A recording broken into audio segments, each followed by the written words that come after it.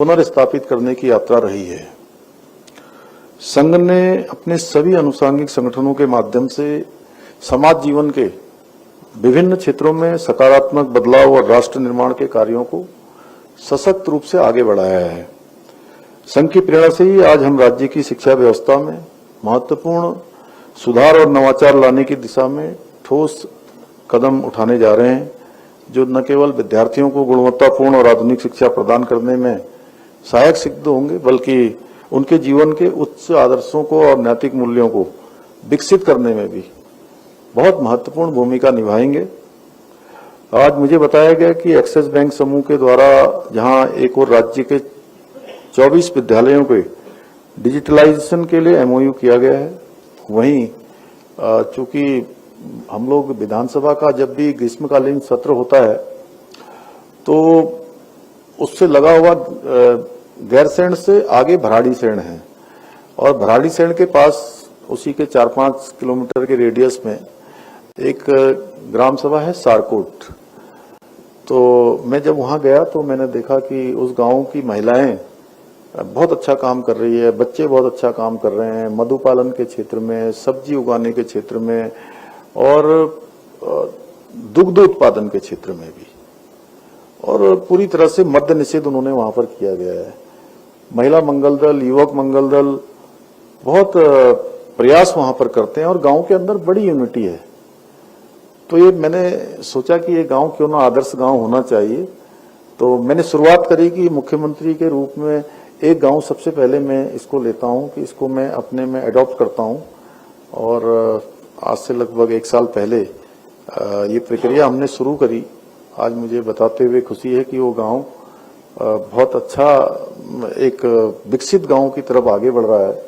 अनेक प्रकार के नवाचार वहां पर हो रहे हैं और उसी गांव की 21 साल की बेटी प्रियंका नेगी इस बार वहां की ग्राम प्रधान अभी बनी है। नहीं, नए जो चुनाव हुए हैं और बहुत शानदार तरीके से पूरे गांव के लोग आगे बढ़ रहे हैं। तो आज आदर्श गांव सारकोट के भी प्राथमिक विद्यालय को भी डिजिटल उसका शुभारंभ भी आज किया गया है।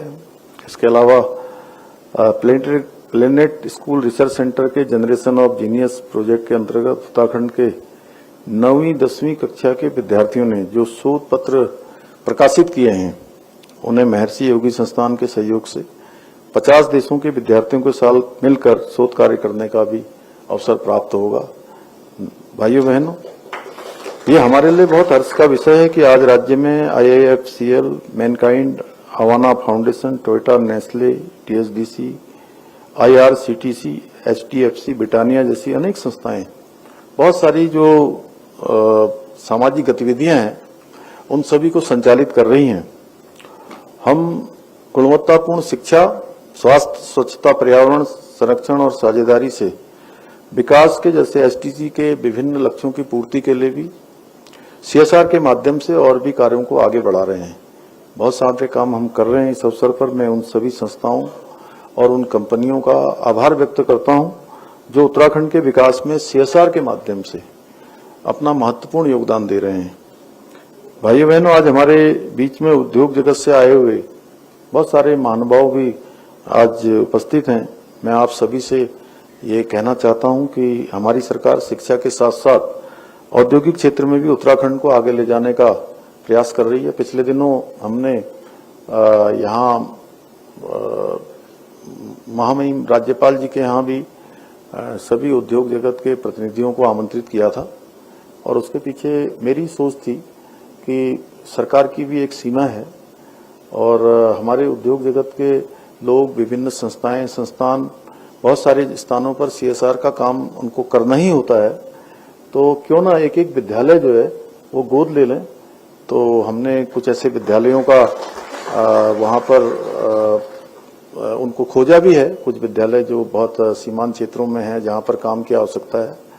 तो मुझे खुशी है कि बहुत सारे लोगों ने इसमें अपने हाथ आगे बढ़ाए हैं, और ये भी एक हमारे राज्य के लिए नवाचार है कि चूंकि ऐसे बच्चे जिनके बारे में अभी भाई साहब ने, आदरणीय सुनील जी ने बताया कि सच में बहुत सामान्य परिवारों में रहते हैं, बहुत उनके पास सुविधाएं नहीं होती हैं, जीवन में उनके अभाव होता है, उनको अगर अच्छी शिक्षा देने में हम अपना योगदान दे पाएं तो जहां उनका जीवन तो आगे बढ़ता ही है, उनके जीवन में अनेक प्रकार के आविष्कार उनके जीवन को प्राप्त होते हैं, वहीं हम सबको भी एक संतोष होगा कि हमने वहां काम किया है जहां वास्तव में इसकी जरूरत थी। तो मैं समझता हूं कि उसमें आप सबका बड़ा योगदान उसमें भी रहेगा।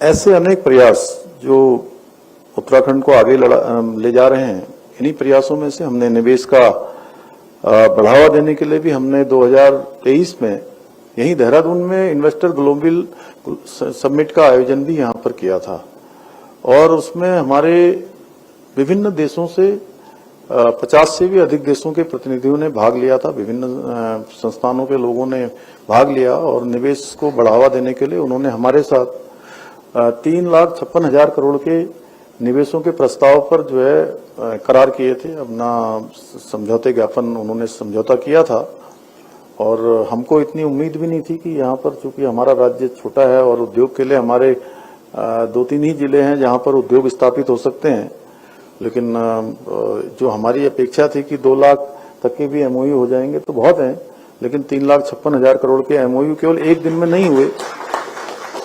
वो जहां जहां भी हम रोड शो करने गए उनमें सब में रोड शो में उन्होंने वहीं पर हमारे साथ एमओयू कर लिए। लेकिन इससे अच्छी बात ये हुई कि एमओयू तो हो जाते हैं, जैसे अक्सर ये था कि गुलाटी साहब आप जानते होंगे अच्छे से कि एमओयू हो जाते हैं, लोग यही कहते थे कि एमओयू हो जाते हैं लेकिन इसको धरातल पर नहीं उतारा जाता है, उतरते नहीं है। तो मुझे बताते हुए थोड़ी प्रसन्नता है आप सबको कि हमारे 1,01,000 करोड़ के एमओयू धरातल पर उतर गए। उसकी ग्राउंडिंग सेरेमनी भी हम लोगों ने पिछले दिनों आयोजित की थी। देश के आदरणीय गृह मंत्री जी उस ग्राउंडिंग सेरेमनी में उपस्थित हुए थे। इसके अलावा हमने राज्य में लाइसेंसिंग प्रोसेस को आसान बनाते हुए जहां एक और सिंगल विंडो सिस्टम की व्यवस्था को लागू किया है, वहीं औद्योगिक नीति, लॉजिस्टिक नीति, एमएसएमई नीति, स्टार्टअप नीति सहित 30 से अधिक नीतियों को लाकर हमने एक उद्योगों के और निवेश के लिए वातावरण तैयार करने का भी काम आगे बढ़ाया है। साथ ही हमने स्टार्टअप को बढ़ावा देने के लिए इंक्यूबेशन सेंटर की स्थापना करने के साथ ही स्टार्टअप्स को फंड उपलब्ध कराने के लिए 200 करोड़ रुपए का एक वेंचर फंड, इसकी भी व्यवस्था हमने की है। और हमारे इन्हीं सब प्रयासों का परिणाम है कि ईज ऑफ डूइंग में उत्तराखंड को अचीवर्स तथा स्टार्टअप रैंकिंग में लीडर्स की श्रेणी प्राप्त हुई है। साथियों, हमने प्रदेश के इतिहास में पहली बार आईएएस, आईपीएस, पीसीएस स्तर के अधिकारियों सहित 3 वर्षों में 200 से भी अधिक भ्रष्ट अधिकारियों और कर्मचारियों के खिलाफ भी कार्रवाई की है। और इस शक्ति का और पारदर्शिता का सीधा लाभ हमारे उद्योग क्षेत्र के लोगों को मिल रहा है और उन्हें योजनाओं की स्वीकृति, जमीन आवंटन, औद्योगिक लाइसेंस तथा अन्य व्यावसायिक गतिविधियों में अनावश्यक अब जो बाधाएं होती हैं उन बाधाओं का सामना नहीं करना पड़ रहा है। आज के इस अवसर पर मैं पुनः आप सभी को आश्वस्त करना चाहता हूं कि हमारी सरकार उत्तराखंड को देश के अग्रणी इन्वेस्टमेंट फ्रेंडली स्टेट के रूप में स्थापित करने के लिए संकल्पित होकर काम कर रही है। भाइयों बहनों, शिक्षा क्षेत्र की यदि मैं बात करूं तो आदरणीय प्रधानमंत्री श्री नरेंद्र मोदी जी के मार्गदर्शन में हमारी सरकार प्रदेश में शिक्षा व्यवस्था को आधुनिक, व्यवहारिक और गुणवत्तापूर्ण बनाने के लिए निरंतर कार्य कर रही है। और हमारी इसी नीति का परिणाम है कि देश में सर्वप्रथम नई शिक्षा नीति को लागू करने में भी हम सफल रहे हैं। हमने वर्ष 2022 में बाल वाटिका की शुरुआत करके प्रदेश में शैक्षिक क्रांति की शुरुआत की है और हमारी इस मुहिम को देश भर के विशेषज्ञों के द्वारा भी सराहा गया है। हमारी सरकार द्वारा क्वालिटी एजुकेशन सुनिश्चित करने के लिए सभी सरकारी विद्यालयों में एनसीईआरटी की पाठ्यपुस्तकें अनिवार्य की गई हैं। साथ ही राजकीय और सहायता प्राप्त विद्यालयों में कक्षा 1 से लेकर 12 तक के सभी छात्रों को और छात्राओं को निःशुल्क पाठ्यपुस्तकें उपलब्ध कराई जा रही हैं। हम जहां एक और उत्तराखंड के सरकारी और अशासकीय स्कूलों में 6वीं से लेकर 12वीं तक के कक्षा तक के मेधावी छात्र छात्राओं को मुख्यमंत्री मेधावी छात्र प्रोत्साहन छात्रवृत्ति योजना के माध्यम से प्रत्येक माह उनके प्रोत्साहन के लिए छात्रवृत्ति भी प्रदान कर रहे हैं। वहीं राज्य में बच्चों के व्यक्तित्व विकास के उद्देश्य से प्रत्येक विकासखंड के 10वीं और 12वीं के मेधावी छात्रों को भारत भ्रमण पर भेजने का भी हमने ये नवाचार प्रारंभ किया है।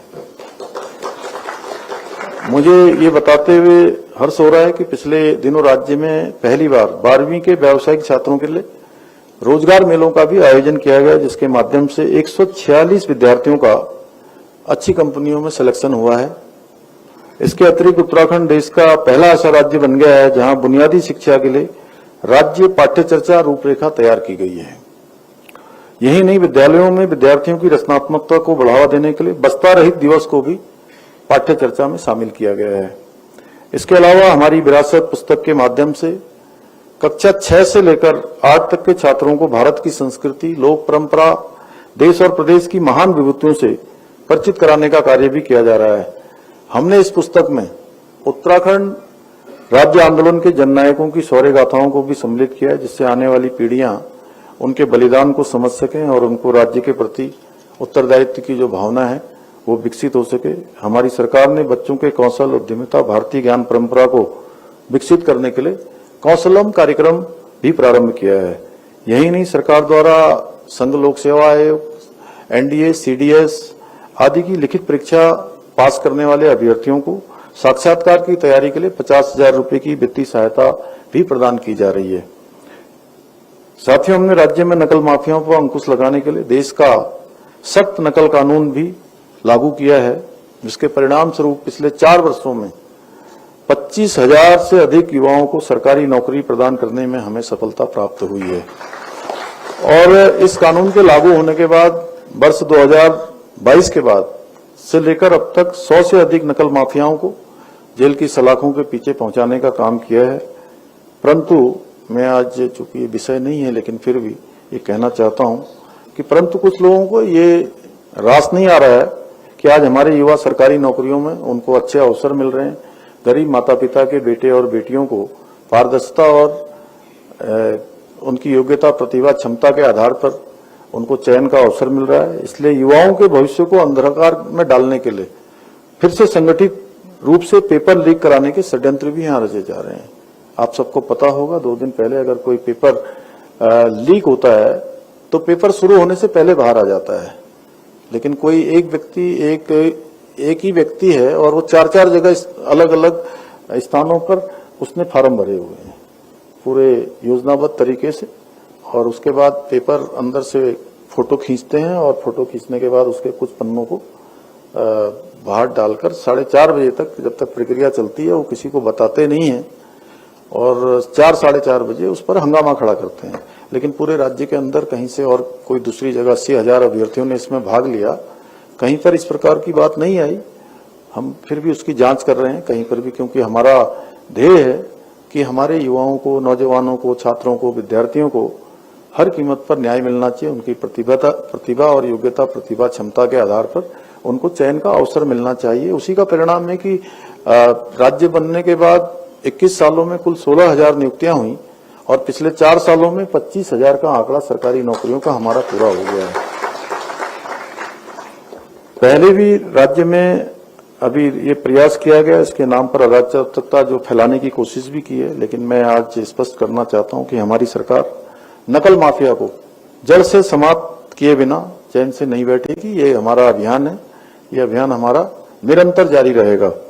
भाइयों बहनों, उत्तराखंड देश का श्रेष्ठ राज्य बने, ये हमारा विकल्प रहित संकल्प है। उसको पूरा करने के लिए हम संकल्पबद्ध हैं। मेरा मानना है कि जब हम अपने छात्र छात्राओं को, सभी को, अपने नौनिहालों को, बच्चों को अच्छी शिक्षा दे पाएंगे, तभी हम इसमें सफल हो पाएंगे और तभी ये हमारा संकल्प पूरा हो सकेगा। मुझे पूरा विश्वास है आप सभी के सहयोग से हम उत्तराखंड को शिक्षा के क्षेत्र में अग्रणी राज्य के रूप में स्थापित करने में अवश्य सफल होंगे। इसी विश्वास के साथ आप सभी का धन्यवाद करते हुए और आदरणीय सुनील अंबेकर जी का, भाई साहब का यहाँ आगमन पर मैं आभार व्यक्त करते हुए, उनका धन्यवाद करते हुए और सभी छात्र छात्राओं के उज्जवल भविष्य की कामना के साथ अपनी बात को समाप्त करता हूँ। धन्यवाद। शिक्षा व्यवस्था में महत्वपूर्ण